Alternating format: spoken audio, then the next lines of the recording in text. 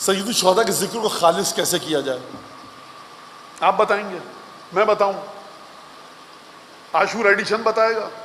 یہ talk shows جو آ رہا ہے، میں سب کا احترام کرتا ہوں، لیکن میں نہیں مانتا کیپیسٹی. اعتراض ہے آپ کو؟ میں نہیں مانتا، آپ کی کیپیسٹی میں ہے ہی نہیں.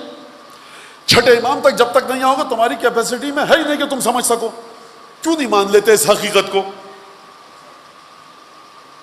کیوں نہیں سمجھ میں آتی یہ بات کہ چھٹے امام، ساتویں امام، آٹھویں امام، یہ 12 5 14 خدا نے بلا وجہ فضول میں خلق کر کے بھیجے کہ دیکھو انی تارکن فیکم الثقلین، چاند پہ پہنچ جاؤ، مریخ پہ پہنچ جاؤ، فضاؤں کو چیر کر گیلیکسی سے باہر نکل جاؤ، اگر تم کچھ لے کر آنا چاہتے ہو ہماری بارگاہ میں 12 5 14 کے ذریعے لاؤ. لہٰذا ذکر خالص کیسے کیا جائے امام حسین کا، اب یہاں سے گفتگو ہے. قرآن مجید میں خدا سورہ صاد میں فرما رہا ہے کہ وَاذْكُرْ عِبَادَنَا ابراہیم و اسحاق و یعقوب اُولِي الْأَيْدِي وَالْأَبْصَارِ. اے حبیب کتاب میں وَاذْكُرْ، کتاب میں یاد کرو ہمارے بندوں کو جو ہمارے بندگان تھے، عباد تھے.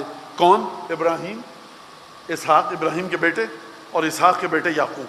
اُولِي الْأَيْدِي وَالْأَبْصَارِ، جو صاحبان دست بھی تھے، جو ہاتھوں کے مالک بھی تھے، اور ابصار یعنی بصارت کے اور آنکھوں کے مالک بھی تھے. یہ کون سی صفت ہے بھائی؟ اس میں کیا تعریف ہے؟ تو یہ ایک آپ اپنے ذہن میں رکھیے گا، مجھے اس کا جواب ابھی نہیں دینا، میں بہت دور ہو جاؤں گا موضوع سے. اُولِي الْأَيْدِي وَالْأَبْصَارِ اِنَّا أَخْلَصْنَاهُمْ بِخَالِصَةٍ ذِكْرَ الدَّارِ. ہم نے ابراہیم، اسحاق اور یعقوب کو ہم نے خالص کیا قیامت کی یاد دہانی کروا کر. ہم نے خالص کیا. عبادت کرنا آپ کا کام ہے. عبادت کس آسمان پہ جائے اور خدا اس عبادت کے جواب میں آپ کو خالص کرے، یہ آپ کا کام نہیں ہے، یہ خدا کا کام ہے.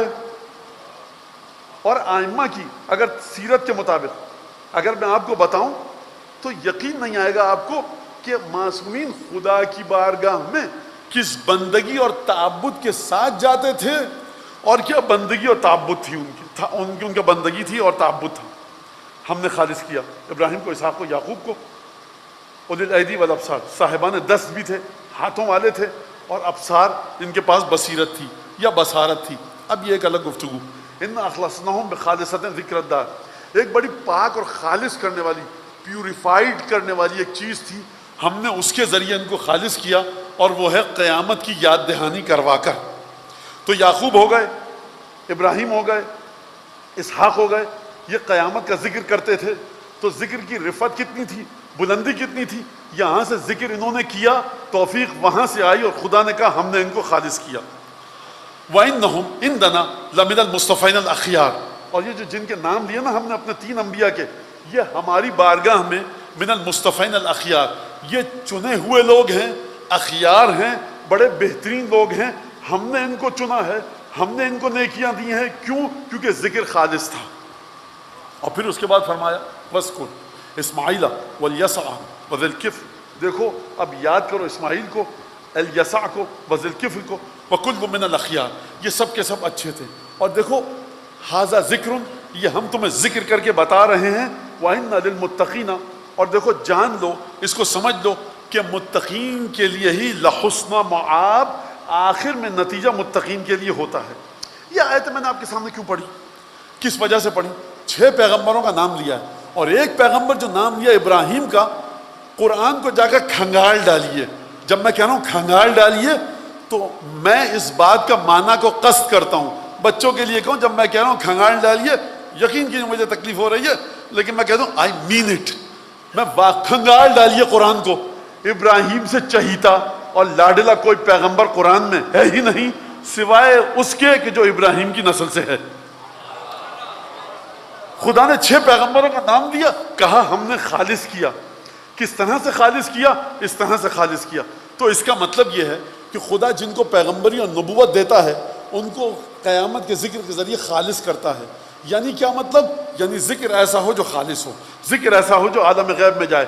اب حسین ابن علی کا ذکر کیسے کیا جائے، حسین ابن علی کے بارے میں گفتگو کیسے کی جائے کہ جو اس عالم ظاہر اور غیب کے پردوں کو چیرتی ہوئی براہ راست کس کے پاس جائے؟ مادر گرامی سید الشہداء کی خدمت میں، وارث حق حقیقت جناب سید الشہداء یعنی حضرت حجت ابن الحسن کی خدمت میں جائے، آپ کی عزاداری امام زمانہ کے پاس جائے، 12 معصومین کے پاس جائے، 14 معصومین کے پاس جائے، کیونکہ وارث سید الشہداء حضرت حجت ابن الحسن ہے، جو تمام کی تمام کمالات کے وارث ہیں۔ جب بھی مجلس رکھی جاتی ہے اصالہ ثواب کی، آپ ڈھونڈتے ہیں نا مجلس میں تو آ گئے، بھائی یہ بینر لگا ہوا تھا مجلس میں آ گیا، ایک صاحب کا نام لگا ہوا تھا، ان کے بیٹے پوتے نواسے بھائی کوئی ہے مجلس میں، کیا کرنا ہے؟ گلے لگا کر تعزیت پیش کرنی ہے، کسی کو بھی گلے لگائیے، مولانا کیا مذاق کر رہے ہیں، وارث غم کا یہ ہے جس کا نام لکھا ہوا ہے، کسی اور کا گلے لگا کے فائدہ نہیں ہے۔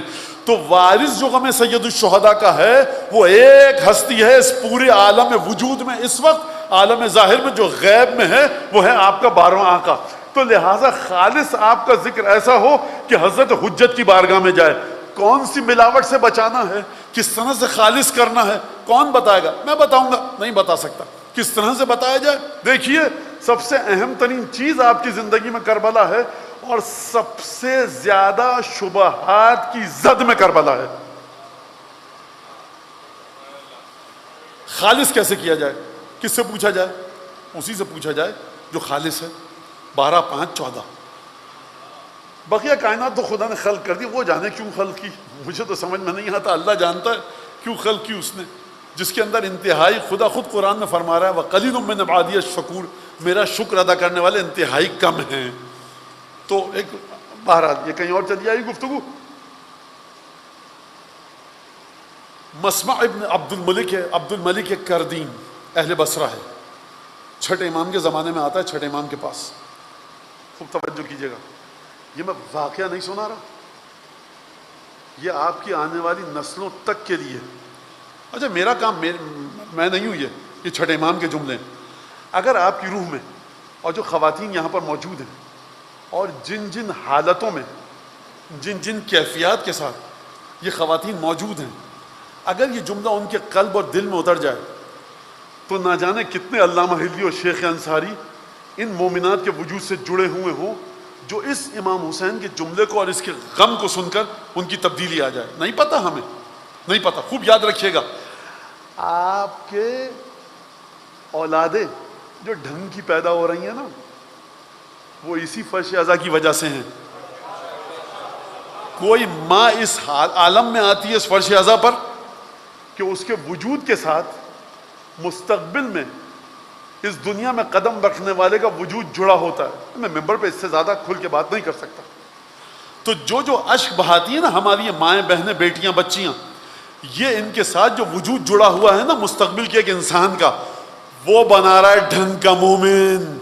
یہ آپ کو یہ مسجد وغیرہ یہ بنا سکتے ہیں؟ میاں نہیں، کسی میں طاقت نہیں ہے، کسی میں طاقت نہیں ہے۔ ذکر سید الشہداء، آنسو، لہٰذا ان کو خالص کرو۔ جتنی ملاوٹیں، کنٹیمنیشن ان آنسوؤں میں آئیں گی اس غم میں، آپ کی نسل برباد ہوتی رہے گی۔ اور یہ شیخ توسی، شیخ صدوق، سید رضی، سید مرتضیٰ، علامہ ہلی، ان کی محنتیں ہیں، شیخ عباس قمی، علامہ مجلسی، کہ جنہوں نے غم سید الشہداء کو خالص رکھا۔ ورنہ اگر محدثین و فقہا کو ہٹا لیں تو ہم اور آپ عاشور کے دن قوالیاں پڑھ رہے ہوتے بالا سر سید الشہداء پہ۔ یاد رکھو اس بات کو، زنجیر و قمع کا ماتم نہیں ہو رہا ہوتا۔ 1400 برس گزر گئے، بڑی مضبوطی کے ساتھ فقہا نے جم کر دفاع کیا ہے غم سید الشہداء کا۔ کوئی وہاں پر جا کر وہ کام نہیں کرتا جو درویشوں قلندروں کے مزار پر ہوتے ہیں، کیونکہ ان کی مدد شامل تھی سید الشہداء کے غم میں۔ کس طرح سے مدد شامل تھی؟ اماموں کی، ائمہ معصومین کی روایات کے ذریعے انہوں نے سر منہ فرق نہیں آنے دیا۔ دیکھو، قدم پہلے دایاں رکھنا، پیر بالا سر پہ یہ دعا، پائے مبارک پر یہ دعا، شہداء کے پاس جا کر یہ دعا، اور جب نکلو تو جاؤ عباس کی زیارت کرو، حبیب ابن مظاہر کی قبر پر جا کر یہ پڑھنا، شہداء کربلا کی قبر پر جا کر یہ پڑھنا، 2 رکعت نماز ایسے پڑھنا، قبلہ دائیں طرف ہو بائیں طرف ہو، کس طرح زیارت کرو، ایک ایک چیز کو بچا کر رکھا۔ تب آپ اٹھتے ہیں اور ٹہلتے ہوئے کربلا کی زیارت کر کے آیا۔ میاں کربلا بچی کیسے؟ 12 5 اور 14 کے طفیل میں کربلا بچی ہے۔ کسی انسان میں طاقت ہی نہیں ہے کہ کربلا کو بچا سکے۔ اگر ذکر اس کا ہے، خداوند تبارک و تعالیٰ قرآن میں فرما اِنَّا نَحْنُ نَزَّلْنَا الذِّكْرَ وَإِنَّا لَهُ لَحَافِظُونَ، قرآن کو ہم نے نازل کیا، بچانے والے ہم ہیں۔ تو اہل بیت کو خدا نے آسمان سے زمین پر نازل کیا، بچانے والا وہ ہے۔ نہ تمہاری کوئی اوقات ہے میاں، نہ کسی مولانا کی، نہ کسی کی، مگر یہ کہ متصل رہے 12 5 14 سے اور اس ذکر کو معاشرے میں کرے، تب یہ ذکر بچ سکتا ہے۔